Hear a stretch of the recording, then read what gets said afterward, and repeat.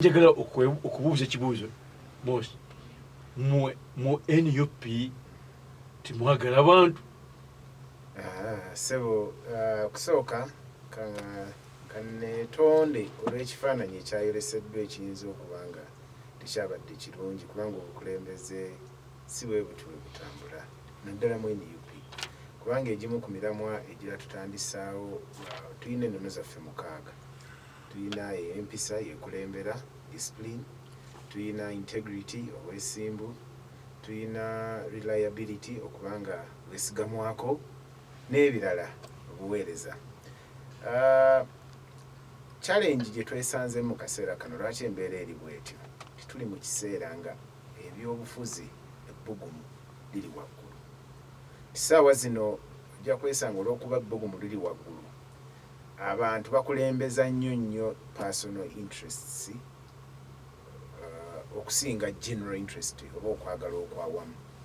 Tojja kwesanga alina baavuganya nabo okugeza nga Mwami Kiggundu mu NUP mwennyini. Omanyi kaadi ya NUP wano e Buganda ddala eyokya twabadde Kawempe katulina abantu 11 abagyagala. Ebiina ebirala birina omu oba babiri.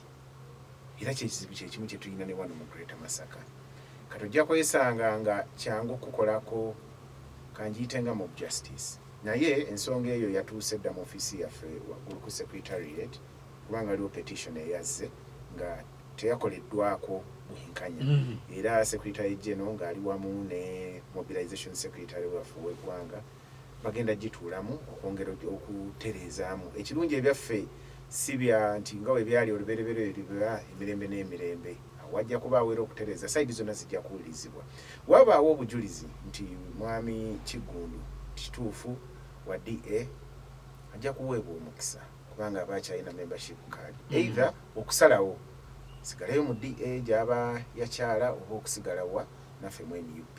So tekyeyina kutweraliikiriza nnyo lwakuba nti ekizibu amawulire agasasamaza gatambula nnyo okusinga ate agaba ag'obukkakkamu. Kuba kati kankugereza olukiiko lwaffe olwa mobilization oba olwakkunga lubaako abantu 15 mu district. Naye lwaki olowooza ekimu ekyo ekifo kye kyavuddeko enkalu biri 12 nga tebiriiko nkalu? Kubanga ojja kwesanga waayagala n'omulala waayagala nga omu yasinzizza munno okuzannya ebyobufuzi by'omunda ssaawa ekyo bulanga bwe bamuwadde omuzindaalo yeeyogereko. Kati ojja kwesanga nga aliwo ayinza okuba yamuteekedde abantu omulemesa okukola ki okubaako kyayagala.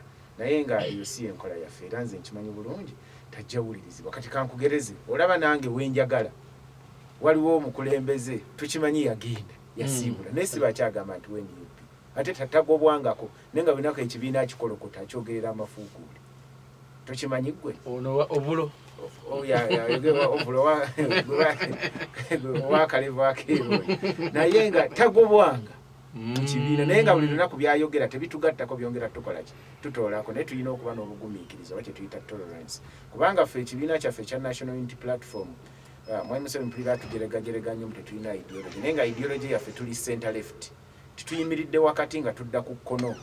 Ojjukira mu byobufuzi mu nsi yonna tulina sides bbiri, tulina ba conservatives ne tuba ne ba liberals.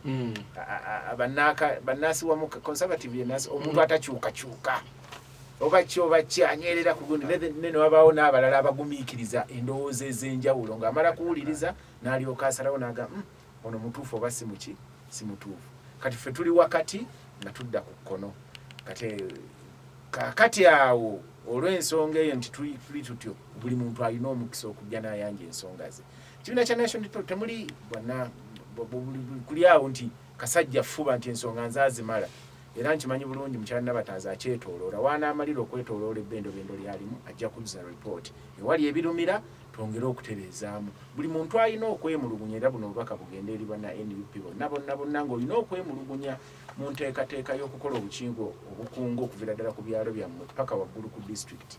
Kuteeke mu buwandiike osobola bw'obanga e Masaka teweesiga bukulembeze bwayo osobola okubutwala ku kitebe kyaffe e Kavule Makerere mu buwandiike mu ofiisi ya Secretary General ojja kuddibwamu era ensonga yo etereezebwe. Mwami Moshi ekibuuzo kyange ekirala ono tuli waffe mu Buganda nga tubeera n'abantu ab'enzikiriza ab'enjawulo nga bw'olaba mu kabineti ya Buganda mulimu twatulina wekitiibwa Muhammadu Tabbani nga minisita mulamba mu cabinet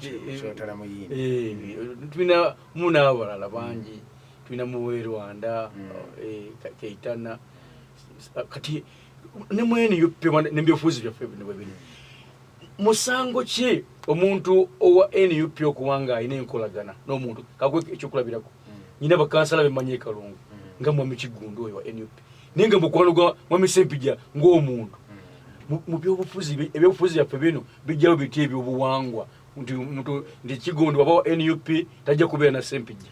Kati ekintu kino kiddayo era mu bimu bye mbadde njagala okwogerako ku mukulu Ssempijja honorable bye submission ye gye yakoze n'omuwoza muganda wange Embigo submission gye bakoze. Eggwanga lyonna bwe liriba lyakkula nga ne Uganda mwogitwalidde wabaawo olunaku olukeera ne lugamba ti ng'eggwanga lino lyekkubo lye tugenda okukola ki okukwata. Mwami Ssempijja era tuli ba mukisa tuli naye mu studio olw'ensonga zino wammanga atusingako ku myaka kitegeeza ki alabye biki bingi obukulembeze obw'oku ntikko abuwezaamu emyaka 2 obw'oku ntikko kitegeeza naye experience ki nnene. Ekyokusatu atambudde nnyo nti alabye biki bingi. Ekyokuna yakyetuumye nti musomesa naye nze bwe mba muyizi we byasoose osomesa simatiddeemu ku bukulembeze. Lwaki? Omubaka wa Parliament emirimu gyagimanyi bulungi egitandikirwako gy'emirimu giri ena. Mulimu okubaga amateeka legislation, ne mubaamu okutemaatema embalirira budgeting oba appropriation, ne mubaamu okukola oversight role okulambula emirimu gya gavumenti gitambudde gitya. Bw'omala gye emirimu gy'ena ng'omubaka osobola okugattako emirimu gwe ng'omuntu student y'ekitundu kyange nkyongereyo. Nze ebbanga lye mmaze mu Masaka ku ddwaliro lyange awo nassaawo olunaku lumu lwenzijanjabira obwereere nyambeko abantu abayina ebizibu by'amagumba bye nsobodde okukolako mu bigonjoole nga njagala kulaba nti ebbanga bwe liriba liyise kiribeera na impact ki mu kitundu mwe mpangaalira. Naye ngenzo kitunuulira emyaka egisukka mu 10 nga impact wadde weeri naye ng'eri minimamu ntono nnyo ne kinzizaayo ku kiriwa nti olunaku lulina okukya Mwami Ssempijja muganda wange Embigo nange nawe Mwami Bwekumbule ng'eggwanga Uganda tutuule tugambe tuteekewo omusingi omupya nga oba kibiina ki ekizze mu buyinza ng'eggwanga lyo ligenda sigala litambula ligenda mu maaso. Gwe wali weebuuzizzaako lwaki abakoloni we bava wano mu mwaka gwa 1962 ne bafuluma eggwanga Uganda yasigala egenda mu maaso ng'ate abantu abaali bazze mu bukulembeze Sir Edward Muteesa, Milton Obote, Ben Kiwanuka n'abalala baali tebalina bumanyirivu mu bukulembeze. Buloza laki byagenda mu maaso. Masaka okimanyi bulungi nti enguudo abakoloni ze baalekawo ezimu zaakaddaabilizibwa mu myaka 2 gino egiyise. Okimanyi bulungi ekyo. Lwaki? Nti abakoloni olw'okuba ensi ze baali bavaamu baali bamanyi eggwanga engeri gye lizimbibwa ne likula ne ligenda mu maaso. Abakulembeze b'amatwale abatukulembeze b'amatwale b'empisa abakoloni baatuteerawo emisingi. Kati ne kibeera eri ffe bannansi okwongerako ku ezo bbulooka ze baakola ki ze baateekawo. Naye ffe bannansi bwe twafuna omukisa ogujja mu buyinza ki kye twakola. Amini bwe yali agenda mu 78 ono Masaka yasigala ku ttaka buli muntu ajja amenya buki bumenya.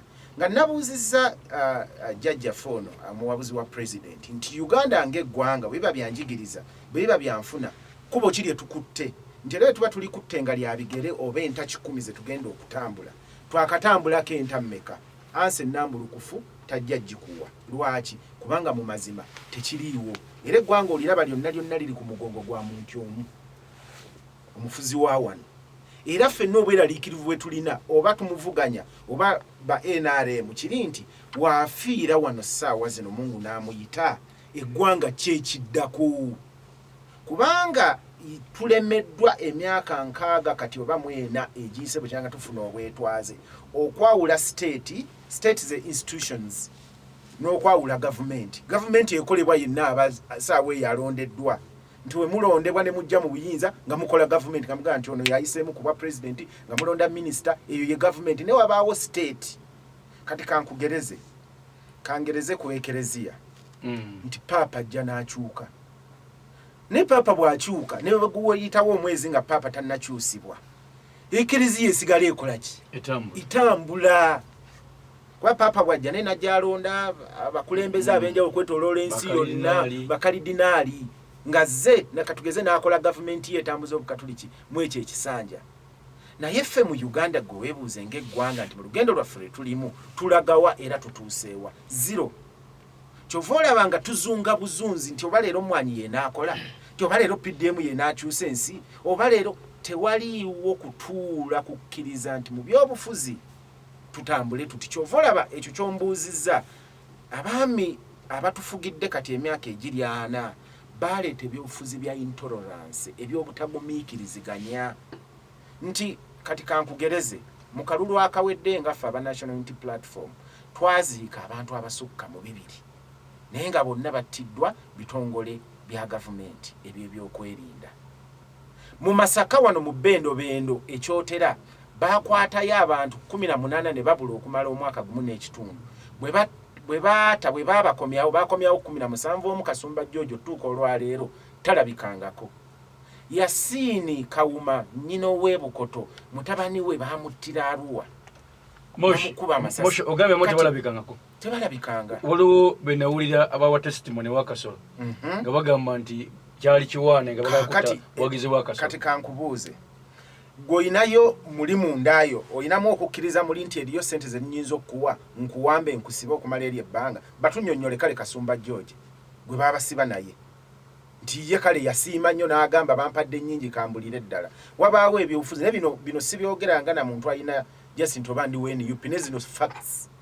kubanga zo zirina verifiable ky'omuntu atuuka n'akera n'akola ki n'abula Frank sente za bamuttira Busega military netumuziika wano omanyiwo we twamuziika naye nga olowooza lwaki ey'embeera esigibwawo bwesigibwawo oli kati atayina bugumiikiriza na buvumu bugumira bulumi bwakulaba ng'otambula n'abantu betukkiriza aba gavumenti etukozeeko effujjo n'ebikolobero ng'ebyo nga tolina na gy'ogenda giropa tolina wabula bakolimira bukolimizi kati bwakulaba ate nga ggwe bw'owangaala n'abatuuka n'agamba kati omuwabuzi wa president ono alina omukisa ti amagye we gakoledde ebikolobero si yabadde saawa zino si yali mu ntebe eyo naye singa omanyi ky'oliko ng'olina amekomanda nga gwe tulina saawa eno singa omanyi akazitoka oliko nga munnabuddu singa okunnyonnyola kw'olina okukola kungi nnyo naye nga lwaki kubanga twagaana okukkiriza muli nti eggwanga lisinga ffe abantu individuals era tukeere enkya tugambe tikati tuzimba Uganda nga nze ne bwe nnaaba nvuddewo nga ffenna tugenda gyeyagaliramu olowooza lwaki ffenna abali wano tewaliwo asomeseza mwana mu ssomero gavumenti lyeteekamu ssente nga tetuwa omusolo lwaki olowooza lwaki ku ffenna abali wano bwe tuba tufunye omukisa ogujjanjabira wabweru w'amalwaliro gavumenti geteekamu ssente getusasulira omusolo lwaki tetutwalayo balwadde kubanga twagaana okikkiriza nti ng'eggwanga tulina ozimba ebyobulamu ebirungi era nze kino nga mpumbawumba nga nkugira nkikugamba munnayuganda ffe abasinga tulina omukisa okuba nga tukyayina emirembe ku mutima ne mu bwongo bwaffe olw'okuba tetumanyi ki kye tusaanidde kubanga tukifuna nga tusasudde omusolo akubuulidde yabeerako e Bulaaya akubuulidde yatambulako e Bulaaya bano bonna nze nafunye omukisa naakavaayo mazeeyo nga mwezi gumu na kitundu naye buli ssaawa mbadde mu nnaku ti n'ebintu byolaba ebyandibadde ebyangu ebitandikirwako tetubirina yadde naye ekibadde nga kingumya